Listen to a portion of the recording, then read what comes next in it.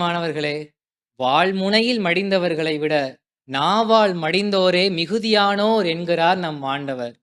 அப்போ வாயின் வார்த்தைகளுக்கு எவ்வளவு வல்லமை இருக்கிறது என்பதை பாருங்கள். கனிவான வார்த்தைகளைச் சொல்லி ஒருவரை ஆறுதல் படுத்தும் போதும், வாழ்க்கையிலே தோல்வியடைந்து இருப்பவர்களுக்கு நம்பிக்கையூட்டும் வார்த்தைகளைச் சொல்லி ஆறுதல் படுத்தும் போதும், எல்லாவற்றையும் இழந்து நொறுங்குண்டு கிடப்பவர்களுக்கு இறை வார்த்தையை சொல்லும் போதும் அவர்கள் ஆறுதல் அடைகிறார்கள், புது பலன் பெறுகிறார்கள். எதிர்காலத்தை நினைத்து கவலையோடு காத்திருக்கும் உங்களுடைய பெற்றோரை பார்த்து, நான் இருக்கிறேன், நான் எல்லாவற்றையும் பார்த்துக் கொள்கிறேன், நீங்கள் எதை பற்றியும் கவலைப்படாதீர்கள் என்று சொல்வதை கேட்கும் உங்கள் பெற்றோர் மிகுந்த மகிழ்ச்சி அடைவார்கள். ஆம் பிரியமானவர்களே, உங்களுடைய வாயின் வார்த்தையால் பிறரை வாழ வையுங்கள். உங்களுடைய வாயின்